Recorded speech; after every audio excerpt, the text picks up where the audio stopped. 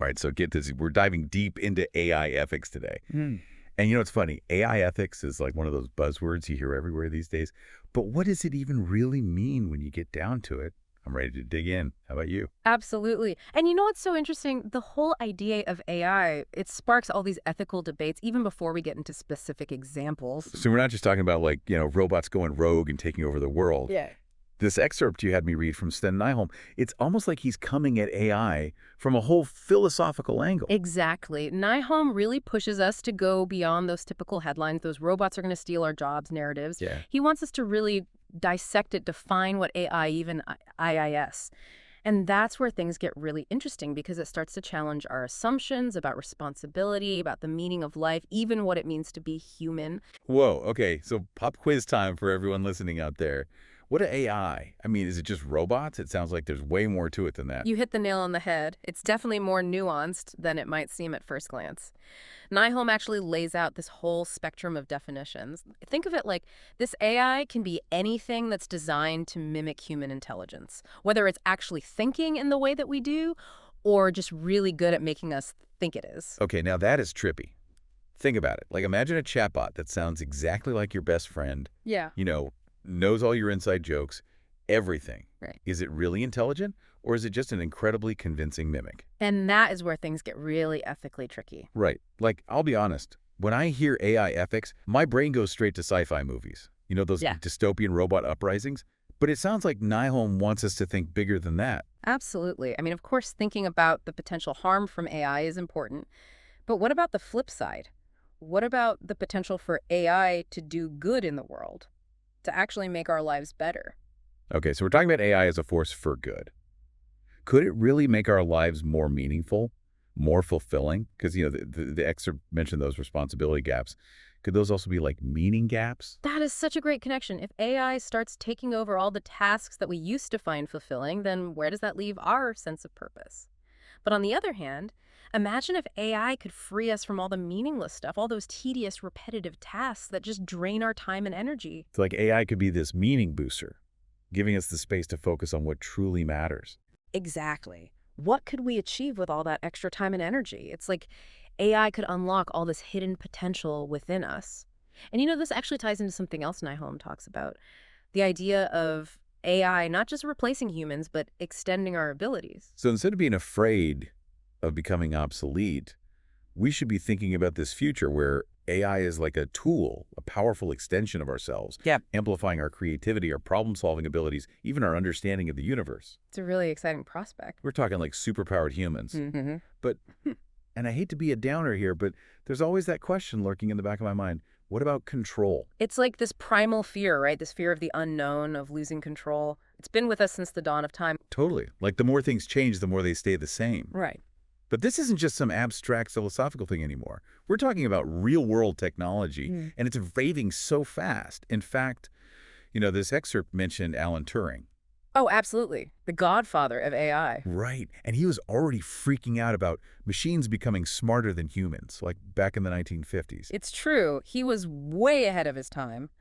But that just goes to show this fear isn't new. It's something we've been grappling with for decades. So it's not a matter of AI will be capable of great things. It's really about making sure that we're the ones in the driver's seat, that we're building these systems with the right guardrails, I guess you could say. With the right values baked in, that's the key. Okay. So how do we do that? Whose values are we talking about here? That feels like a huge EE question. It's the million-dollar question. And it leads us to another fascinating aspect of AI ethics that Nyholm brings up.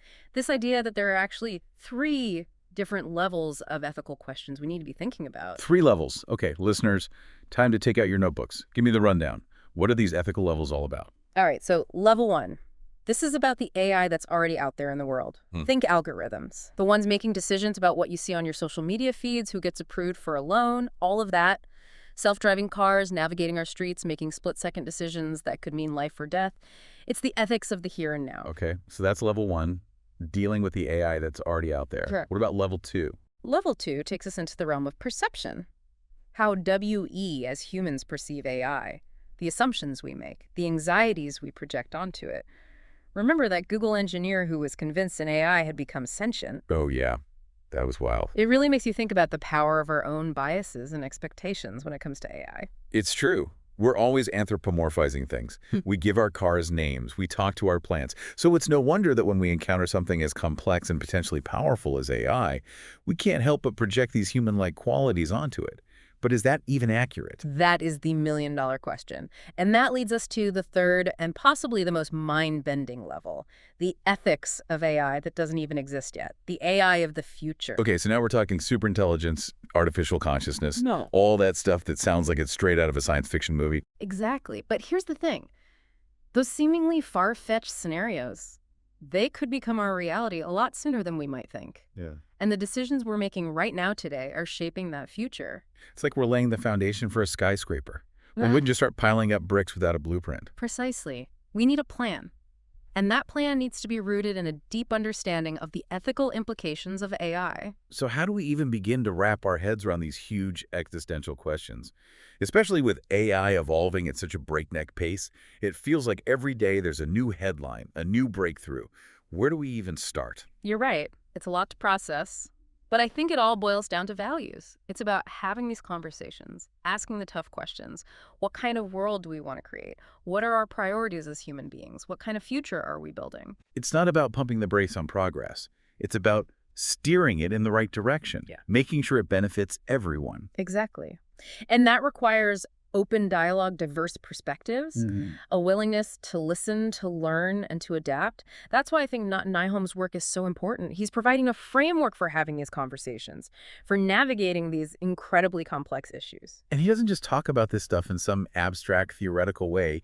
He gets into the nitty-gritty. He uses real-world examples, like the whole debate around killer robots. Now, that's some scary stuff. Absolutely. The campaign to stop killer robots, it's a perfect example of how these ethical concerns are moving beyond just academic discussions. They're having real-world policy implications. Because who wants to live in a world where machines are making life-or-death decisions without any human oversight?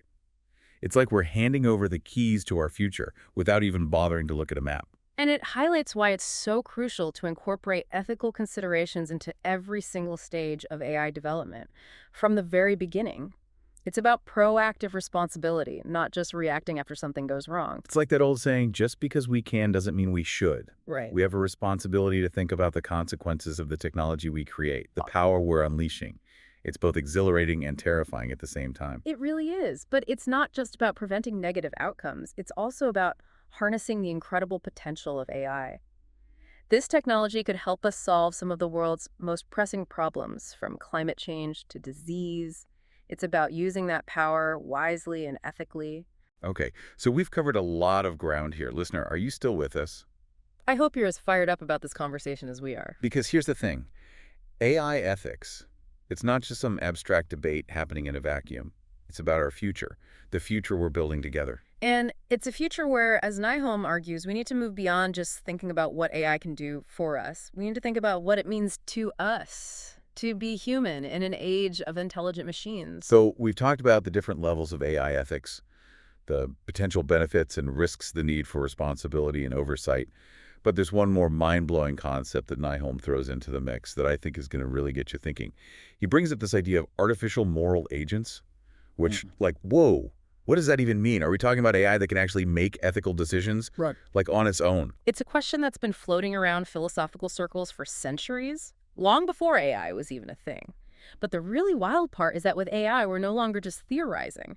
We're actually starting to see glimpses of this in the real world. So instead of asking, can machines think, like Alan Turing, we're now asking, can machines be moral? Precisely. And that opens up a whole new can of worms. It's like, whoa. Hold on a second. Because think about it.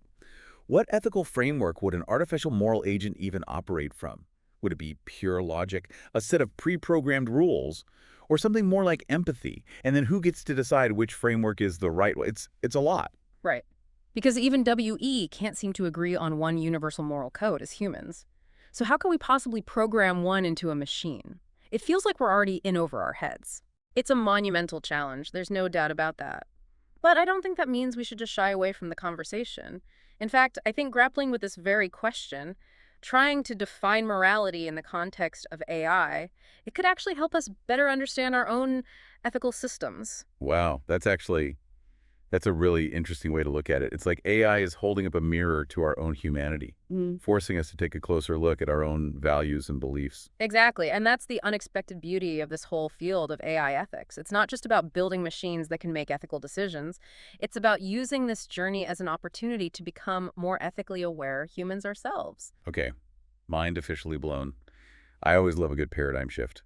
And this deep dive has definitely delivered. It's not so much about giving us the answers, but it's definitely giving me a lot to think about. That's for sure. And we've only just scratched the surface. This excerpt from Nyholm, it's really just a starting point, a springboard for anyone who wants to dive deeper into the complexities of AI ethics. So, listener, if you're feeling a little overwhelmed right now, trust me, you're not alone. But here's the thing to remember. Next time you hear about AI, don't just think about the algorithms or the robots. Think about the ethical questions they raise. Questions about us, about our future, about what it means to be human in a world that's increasingly shaped by these intelligent machines. It's a conversation that's only going to become more important in the years to come. So let's keep talking about it. Let's keep asking the tough questions. Let's make sure we're building a future that we can all be proud